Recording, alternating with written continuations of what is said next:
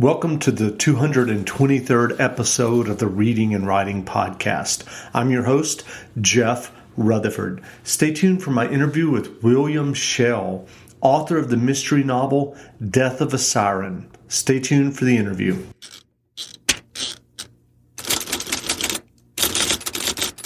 Welcome back to the Reading and Writing Podcast. My guest today is Bill Schaill, author of A Death of a Siren. Bill, welcome to the podcast. Thank you for inviting me. Great. Well, can you read 2 or 3 pages from your novel, Death of a Siren? All right, I'll give it a spin. I wrapped the remains of my tattered canvas boat shoes around my feet and looked up at the strange building that was staring down at me. I then choked down the last of my foul water, which did little to quench my thirst, and manhandled the dinghy over the side of the boat. I hadn't seen any signs of life near the stone building, which I was already thinking of as the castle, but there had to be some. Oddities like that don't just grow out of the ground on their own, not even on an island so distant, ephemeral, and otherworldly that many doubted it ever existed, even 150 years after its discovery. I rowed across the cove to the beach directly below the castle and sprang into the shallow water. After hauling the dinghy up on the stony beach, I paused to catch my breath. From where I stood, the building seemed shrouded in shadows. Whether this was due to the light or the angle from which I was viewing it, or the color of the stones used to construct it, I don't know. In fact, I didn't really care, since my mind was fixed at the moment on water. Cool, clear, fresh water.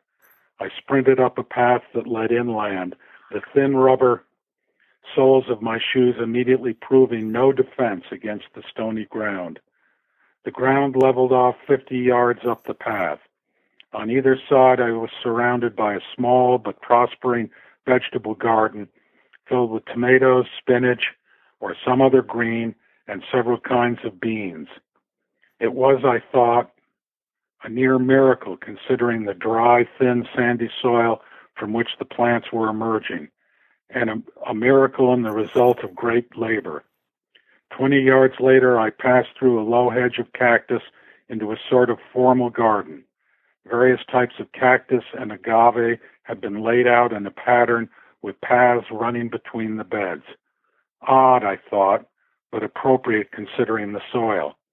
I continued through the prickly desert garden and found myself standing on a patio paved in what seemed an arbitrary pattern with the same tan, brown, and black volcanic rocks used in the rest of the construction. "Hello," I shouted. "Is anybody there?" There was no reply except the gentle flapping of what looked like white curtains in one of the windows and the chirpy screeches of the little gray-brown finches that watched me from the surrounding bush. The castle was considerably larger than I had realized before. Another wing of rough mottled stone stretched inland away from the cove. On closer examination, I could see there was no glass in the windows. The openings were protected only by crude wooden shutters. Directly ahead of me lay a large opening in the stone wall, flanked by heavy doors of weathered wood planks. Inside, all I could see was darkness. It was like looking into the mouth of a dark cave that somehow absorbed the sunlight. After almost 3 continuous months at sea, I was out of shape, sweating and puffing from the hike up from the beach. I paused to catch my breath. I watched as a little lizard chased an even smaller one up the stone wall. The lizards paused, the pursuer's throat puffing in and out like a kid's brightly colored balloon, shimmering slightly as it did. And then the chase was on again. Time was passing, and my mouth felt as if it were filled with sand. Bold action was called for. "Hello," I shouted again, then marched across the patio and through the double doors into a sort of great hall. On my second step, I tripped over her. As my eyes adjusted to the relative darkness, I was able to see clearly a woman's body lying on the floor in front of a large formal sofa. She was dressed in twill riding trousers and a khaki shirt, and she was drenched in blood. Blood that was no longer a lively gem-like red, but more of a restrained dirt brown. She was lying on the brown-stained floor on her side, left side, and bent slightly at the waist as if she'd crumpled as she fell. Then I realized a hatchet was sticking out of the right side of her head, and a riding crop was still clutched in her left hand. Is that enough to get us started? That is. Great. Well, if someone... Go ahead. I always like to get to the body right away. Yeah, exactly. Well, if someone listening hasn't heard about Death of a Siren yet, how would you describe your new novel? It's my first mystery. I've written thrillers in the past. It's a mystery set in the 1930s, the late 1930s, when all the intrigue and maneuvering preceding World War II was going on, especially in Latin America, and the Galapagos, where it takes place, is in Latin America, part of Ecuador. And I'm hoping it's on the one hand a satisfactory whodunit, but also providing a taste of the exotic. I've found over the years that I've moved from this more standard home-based mysteries to ones that take place in strange places. Great. Well, do you remember the original idea or impetus that led you to writing Death of a Siren? Yes. As I say, I've been doing thrillers for a while. For a long time, I thought I'd like to try a mystery. I was in the Galapagos when I was 16 years old. And the story, well, first of all, I fell in love with the place. Any 16-year-old would then, because this is in the 60s, 1960s, when it was really totally wild and barren. The story of the Baroness, there really was a German woman who apparently was a Baroness who was murdered, and I've never heard a complete explanation of who did it or why or all of that, just many theories. That stuck with me, and I wanted to, when I was thinking about doing a mystery, I wanted to explore the whodunit, the exotic location, and also the theme of fugitives, that everybody in this book is a fugitive of some sort. As one of the characters says in it, everybody in the Galapagos is fugitive, either from the law or from their own mind, from something.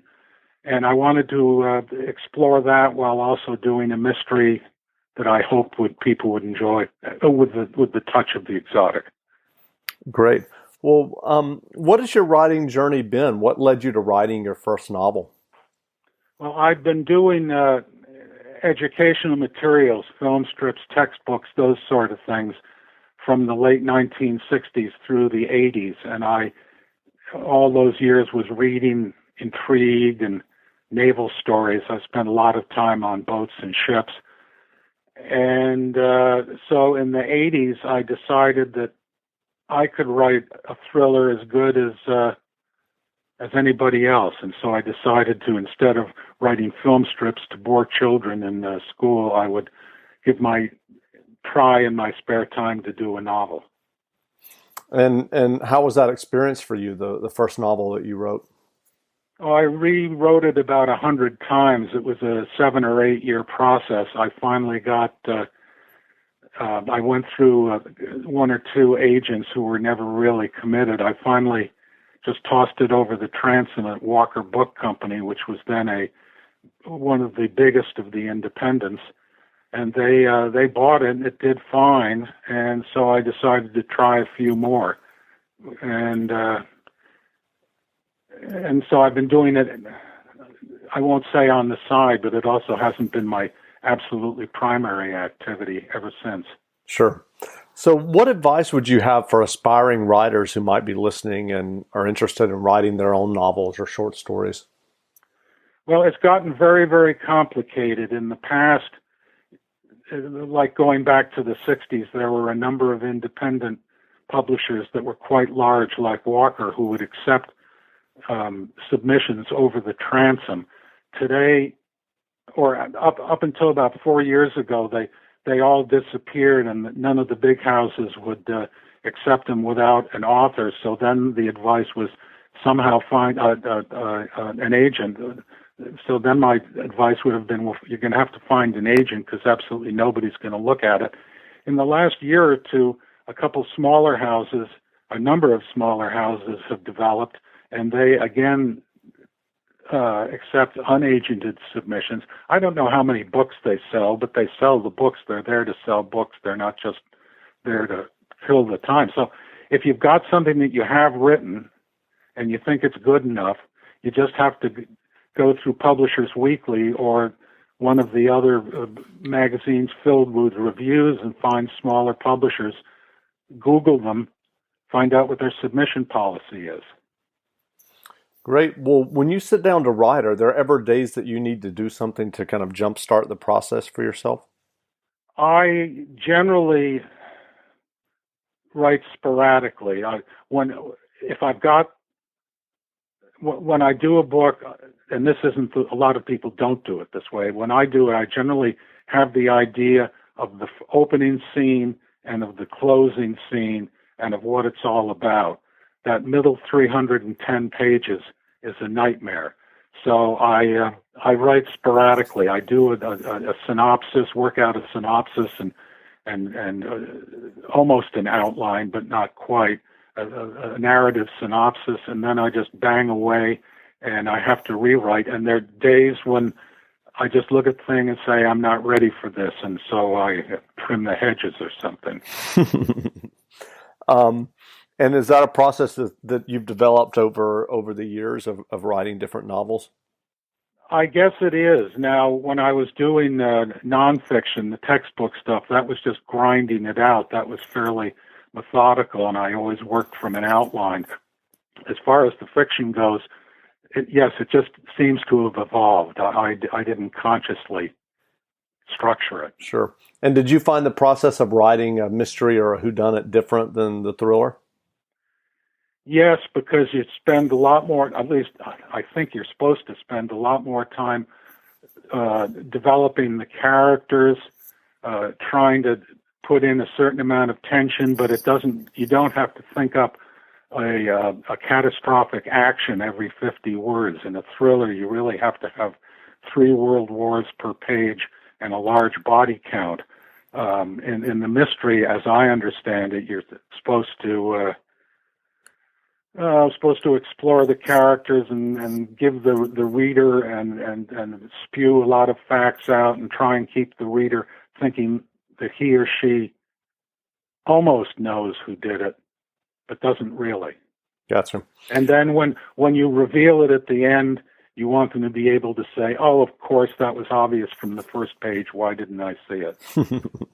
So are there books and authors that inspire your own writing? Well, I'll tell you, recently, the last couple of years, I've become quite fascinated with Elliot Patterson, who has the Shan stories about the disgraced Chinese police officer in Tibet, and also his series about North America during the 7 Years' War with a Scotsman. And that is really where I started the whole idea of the fugitive aspect started growing on me. It had been there, but after I read those, he's developed it to quite a high point. All his protagonists are fleeing from something, either fleeing from something or exiled against their will. And they have to, having entered a totally new world, having no chance of going back to their old world, they have to start all over again. So are you working on another novel now? I'm working on half-heartedly on a couple. It's difficult for me anyway to reconcile what people are reading in large numbers and what I enjoy writing. I realize that I'm not 100% in sync. So I'm busy trying to reshape some of my thoughts to be suitable for today's reader. And I'm going to have a lot of trouble explaining exactly what I mean by that. If I could explain it, I could do it. Great. Well, again, we've been speaking with Bill Schaill, author of Death of a Siren. The book is in bookstores now, so go grab a copy. And Bill, thanks for doing this interview. Well, I've enjoyed it. Thank you.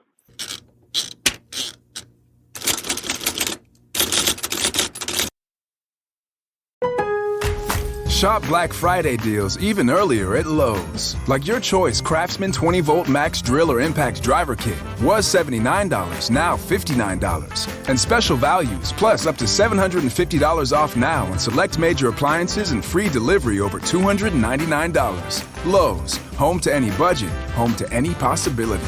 Must ask cashier to apply coupon. Savings vary based on purchase amount. Can't be combined with additional discounts. Exclusions apply. Valid through 11/24 while supplies last. U.S. only. You know when you order a new video game, or a golf club, or a blender, and then it arrives at your door, you get a little thrill. Imagine how much more thrilling it is when you order a new car. With Nissan at home, you can shop for the perfect ride and order it without ever having to go anywhere. Sure beats a golf club or a blender. Buy a new car entirely online with Nissan at home. Delivered direct from dealer to driveway. Thrill starts here. Services may vary at participating dealers, subject to applicable law. See dealer for details.